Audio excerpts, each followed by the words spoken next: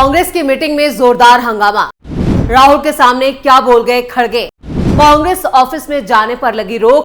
राहुल के खिलाफ पार्टी में बड़ी बगावत। नमस्कार, आप सभी का बहुत बहुत स्वागत है। आप देख रहे हैं स्पेशल स्टोरी। मैं हूं परवीन शेख। कांग्रेस में इन दिनों संगठन में बदलाव की कवायद चल रही है। हाल में जहां महाराष्ट्र में प्रदेश अध्यक्ष और सीएलपी लीडर के नामों का ऐलान हुआ, तो वहीं दूसरी तरफ अगले ही दिन 9 राज्यों के प्रभारी 2 महासचिव की नियुक्ति कर दी गई। इन बदलावों में जहां राहुल गांधी और प्रियंका गांधी की पसंद और छाप दिख रही है, वहीं दूसरी तरफ कांग्रेस अध्यक्ष मल्लिकार्जुन खड़गे के करीबियों को भी अहम जिम्मेदारी मिली। हालांकि कुछ बदलावों पर खुद कांग्रेस के भीतर ही सवाल उठ रहे हैं।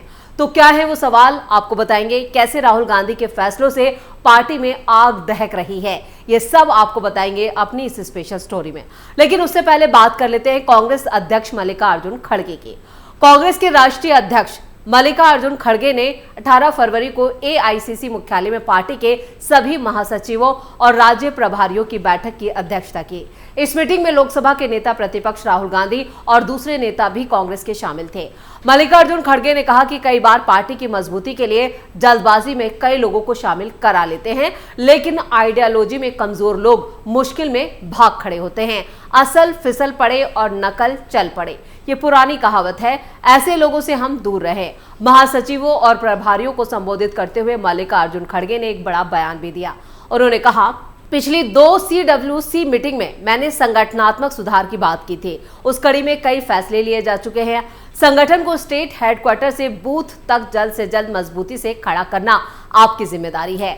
आपको बूथ तक इस काम के लिए खुद को ले जाना होगा, मेहनत करनी होगी, वर्कर्स से मुलाकात करनी होगी। अगर आप प्रभारी और महासचिव ग्रास रूट लेवल पर बूथ और मंडल, ब्लॉक और जिला लेवल पर जाएंगे तो वहां नए लोगों को जोड़ पाएंगे, भरोसेमंद और विचारों से मजबूत लोगों को अपने साथ ला पाएंगे। ऐसे लोग जो पार्टी के लिए बहुत कारगर हो सकते हैं, पर उन्हें मौका नहीं मिला, उन्हें लाया जा सकेगा। अब खड़गे ने ये तो कह दिया साफ तौर पर कि जिसे पार्टी में रुकना है वो रुके और जो जाना चाहता है वो चला जाए। ये लाइन खड़गे की नहीं बल्कि राहुल गांधी की है।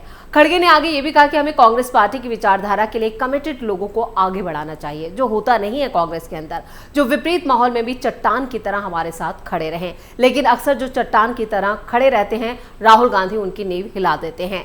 कई बार पार्टी की मजबूती के लिए जल्दबाजी में कई लोगों को शामिल करा लिया जाता है, लेकिन विचारधारा में कमजोर लोग मुश्किल में भाग खड़े होते हैं। अब सवाल ये उठता है कि कांग्रेस की विचारधारा है क्या, वो भी तो इन्हें बताना होगा।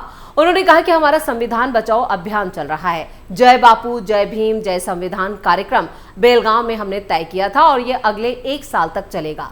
इसके तहत पदयात्रा, संवाद, कॉर्नर मीटिंग जैसी गतिविधियां चलाई जा सकती हैं, लेकिन ऐसे हर प्रोग्राम का टारगेट होना चाहिए। खड़गे ने इस दौरान वोटर लिस्ट के मुद्दे पर भी अपनी बात रखी। उन्होंने कहा कि हमारे सामने एक नई चुनौती खड़ी हो गई है। इन दोनों चुनाव में वोटर लिस्ट मैनिपुलेशन का काम बड़े पैमाने पर हो रहा है। इसके बारे में लोकसभा में राहुल गांधी ने सवाल उठाया।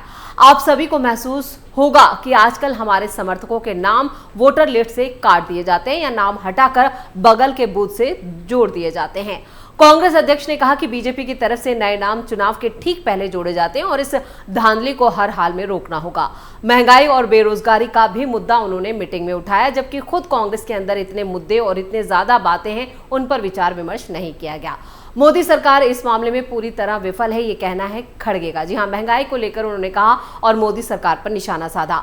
आर्थिक मामलों में भी अमेरिका हम पर गहरी चोट कर रहा है, हम पर उल्टा टैरिफ लगा दिया, लेकिन प्रधानमंत्री ने इसका विरोध तक नहीं किया। वो हम पर जबरदस्ती घाटे का सौदा थोप रहे हैं, जिसे हमारी सरकार चुपचाप मान रही है।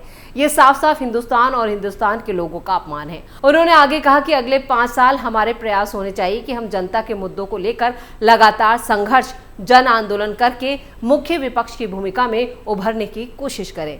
इससे ही हम लोगों की पहली पसंद बनेंगे। कांग्रेस महासचिव और राज्य प्रभारियों की बैठक में मल्लिकार्जुन खड़गे के अलावा राहुल गांधी, प्रियंका गांधी, केसी वेणुगोपाल, BK हरिप्रसाद, जयराम रमेश, माणिक राव ठाकरे, भूपेश बघेल, सुखजिंदर सिंह रंधावा, मणिकम टैगोर, अविनाश पांडे, अलका लांबा, दीपा दास मुंशी, काजी निजामुद्दीन और कृष्णा अल्लावरू, अजय कुमार लल्लू, जितेंद्र सिंह, रजनी पाटिल, कुमारी शैलजा और कन्हैया कुमार जैसे तमाम नेता पहुंचे थे। हरियाणा, महाराष्ट्र में कांग्रेस को तगड़ा झटका। सैकड़ों नेताओं ने एक साथ दिया इस्तीफा। एक तरफ दिल्ली में राहुल गांधी कांग्रेस को मजबूत करने के लिए मीटिंग पर मीटिंग कर रहे हैं, दूसरी तरफ उनके फैसले ही उन पर भारी पड़ रहे हैं। महाराष्ट्र से लेकर हरियाणा, तेलंगाना, कर्नाटक, हर जगह पार्टी में विद्रोह की खबरें सामने आ रही हैं। हरियाणा में तो पूरी की पूरी जिला इकाई बीजेपी में शामिल हो चुकी है। दूसरी तरफ महाराष्ट्र में हर्षवर्धन सपकाल को प्रदेश अध्यक्ष बनाए जाने पर कांग्रेस के सीनियर नेता पृथ्वीराज चौहान भी बगावत पर उतर आए हैं। लोकल नेता तो पहले ही बीजेपी और शिंदे गुट में शामिल हो चुके हैं। कांग्रेस की हरियाणा में सबसे ज्यादा विस्फोटक स्थिति बनी हुई है। हरियाणा में 2 मार्च को होने वाले निकाय चुनाव से पहले कांग्रेस को झटके पर झटके लग रहे हैं। करनाल में कांग्रेस के करीब 50 से ज्यादा नेताओं ने पार्टी छोड़कर बीजेपी का दामन थाम लिया और इस मौके पर मुख्यमंत्री नायब सिंह सैनी और प्रदेश बीजेपी अध्यक्ष मोहनलाल बड़ोली मौजूद रहे। बीजेपी में शामिल होने वालों में हरियाणा अल्पसंख्यक आयोग के पूर्व चेयरमैन त्रिलोचन सिंह, पूर्व कांग्रेस जिला अध्यक्ष अशोक खुराना, करनाल नगर निगम के पूर्व चेयरमैन बलविंदर कालरा, आम आदमी पार्टी के नेता संजय बिंदल, कांग्रेस के ओबीसी सेल के जिला अध्यक्ष संजय चंदेल और कई पूर्व पार्षद शामिल हो गए। कांग्रेस नेता निट्टू मान ने भी बीजेपी ज्वाइन कर ली। करनाल सीट को बीजेपी का गढ़ भी माना जाता है। कांग्रेस नेताओं के पार्टी छोड़ने से बीजेपी और मजबूत हो रही है और लगातार अपना विस्तार कर रही है। बीजेपी ने जहां रेणुबाला गुप्ता को मेयर प्रत्याशी घोषित किया और मुख्यमंत्री नायब सिंह सैनी ने कहा, आपके समर्थन से बीजेपी की ताकत बढ़ेगी और हम जनता की सेवा पूरी निष्ठा से करेंगे। इन इस्तीफों के बाद कांग्रेस में हड़कंप मचा है। पार्टी में असंतोष, गुटबाजी खुलकर सामने आ चुकी है। कई नेताओं का आरोप है कि कांग्रेस ने मनोज वाधवा को मेयर प्रत्याशी बनाकर कार्यकर्ताओं की अनदेखी की, जिससे नाराज होकर कई नेताओं ने बीजेपी ज्वाइन कर ली। कांग्रेस ने इन नेताओं को मनाने की कोशिश भी की। पूर्व डिप्टी मेयर मनोज वाधवा ने व्यक्तिगत रूप से कई नेताओं से बात की, लेकिन वो इसमें पूरी तरह से नाकामयाब रहे। आखिरकार यहां पर नाराज नेताओं ने बीजेपी की सदस्यता ग्रहण कर ली। बीजेपी में शामिल हुए त्रिलोचन सिंह ने कहा, कांग्रेस अब जनहित के मुद्दों से भटक चुकी है। पार्टी नेतृत्व ने मुझे चुनाव लड़ने का मौका दिया, लेकिन अब मैं भाजपा में रहकर जनता की सेवा करूंगा। कांग्रेस मेयर प्रत्याशी मनोज वाधवा ने कहा, त्रिलोचन सिंह ने मेरी पीठ में छुरा घोंपा है। वो नामांकन दाखिल करने तक मेरे साथ थे, लेकिन अगले ही दिन बीजेपी में चले गए। ये मेरे साथ विश्वासघात है। कुछ कांग्रेस नेताओं का कहना है कि ये बीजेपी की रणनीति है, जिसके तहत नेताओं पर दबाव डालकर पार्टी बदलने पर मजबूर किया गया। हालांकि इस घटनाक्रम ने कांग्रेस की अंदरूनी गुटबाजी को खुलकर सामने ला दिया है। जो स्थिति हरियाणा कांग्रेस में है, वही स्थिति महाराष्ट्र कांग्रेस में भी नजर आ रही है। महाराष्ट्र में कांग्रेस पूरी तरह से दिशाहीन लग रही है। तेलंगाना, कर्नाटक से भी राहुल गांधी के लिए फैसले जो है उनके खिलाफ पार्टी के ही नेता आवाज उठा रहे हैं और इन फैसलों पर सवाल खड़े किए जा रहे हैं। यानी राहुल गांधी जो फैसले ले रहे हैं उससे पार्टी मजबूत नहीं हो रही है, बल्कि उसकी जमीन और कमजोर हो रही है। डिजिटल अटेंडेंस, इनकी एंट्री पर रोक। कांग्रेस के नए ऑफिस में क्या क्या नियम। कांग्रेस में नई नियुक्तियों के लिए दिल्ली में स्थित नई पार्टी मुख्यालय इंदिरा भवन में बड़ी बैठक हुई, जिसमें कांग्रेस अध्यक्ष मल्लिकार्जुन खड़गे, पार्टी सांसद राहुल गांधी, प्रियंका गांधी, केसी वेणुगोपाल समेत पार्टी के शीर्ष नेतृत्व जो था वो मौजूद रहा। फिलहाल नए कांग्रेस मुख्यालय में अध्यक्ष समेत जिला स्तर के कार्यकर्ताओं को प्रवेश नहीं दिया जाएगा।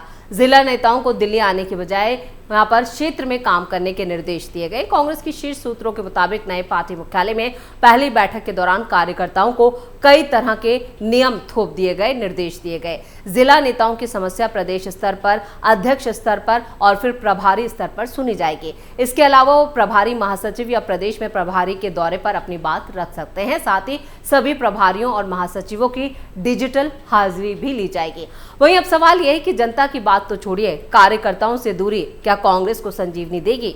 कांग्रेस हाईकमान की बैठक में तय हुआ है कि सभी प्रभारियों और महासचिवों को रोजाना रिपोर्ट कार्ड देना होगा, जिसे फोटो या वीडियो के साथ अपलोड करना होगा। प्रभारी और महासचिवों से जुड़े 2 से 3 युवा सचिवों को निर्देश दिया गया है कि जिन्हें किसी खास राज्य की जिम्मेदारी दी गई है वो वहीं अपना समय बिताएंगे। उन्हें यह भी कहा गया है कि वो सबकी बात सुने और प्रभारी महासचिव को रिपोर्ट दें। साथ ही निर्देश ये भी दिया गया है कि सचिवों की रिपोर्ट के आधार पर प्रभारी महासचिव और प्रभारी नियमित अंतराल पर अपने क्षेत्र का दौरा करेंगे। हालांकि नए कार्यकाल को लेकर कांग्रेस संगठन के लिए गए शुरुआती फैसले हैं, लेकिन क्या भविष्य में कार्यकर्ताओं और जिला स्तरीय नेताओं को लेकर कोई बदलाव होगा? क्या ये जनता से दूरी का संकेत? वैसे जब खराब राजनीतिक दौर में राहुल गांधी और सोनिया गांधी के ईडी कार्यालय जाने का मामला सामने आया था, तब कांग्रेस कार्यकर्ताओं से 24 अकबर रोड स्थित अपने कार्यालय में आने का जोरदार आह्वान किया गया था। आज पार्टी के कार्यकर्ताओं या जिला स्तरीय नेता नए कॉर्पोरेट कार्यालय में नहीं आ सकते। क्या ये राजनीतिक पार्टी की जनता से दूरी का संकेत है? क्योंकि कांग्रेस आलाकमान का मानना है कि मौजूदा वक्त में हमारा संगठन कमजोर है, इसलिए जन समूह को साथ लाने के लिए नेताओं और पेशेवर एजेंसियों का इस्तेमाल किया जा रहा है। राहुल गांधी के सोशल मीडिया पोस्ट इसके उदाहरण है। अब सवाल यह है कि जनता को तो छोड़िए, कार्यकर्ताओं से दूरी क्या कांग्रेस को नई जान दे पाएगी? क्योंकि अब पार्टी का तर्क ये भी है कि आप अपने क्षेत्र में काम करें, प्रभारी महासचिव या सचिव रिपोर्ट कार्ड लेकर आपके दरवाजे पर आएंगे। यानी आप पार्टी के जो नीचे लेवल का कार्यकर्ता है, बूथ स्तर का कार्यकर्ता है, कांग्रेस ने उससे भी दूरी बना ली है, लेकिन वो कांग्रेस ऑफिस नहीं आ सकता। सिर्फ यहाँ पर जो बड़े नेता हैं वही इस ऑफिस में आ सकते हैं, और आप अपनी बात उन तक कैसे पहुंचाएंगे ये भी बड़ा सवाल है। लेकिन जो नियम और गाइडलाइन जारी की गई है वो गाइडलाइंस कहीं कांग्रेस को और ज्यादा बर्बाद ना कर दे। स्पेशल स्टोरी में इतना ही। वीडियो कैसा लगा कमेंट करके अपनी राय जरूर दें। वीडियो को लाइक करें, शेयर करें और कैपिटल टीवी को सब्सक्राइब जरूर करें। धन्यवाद।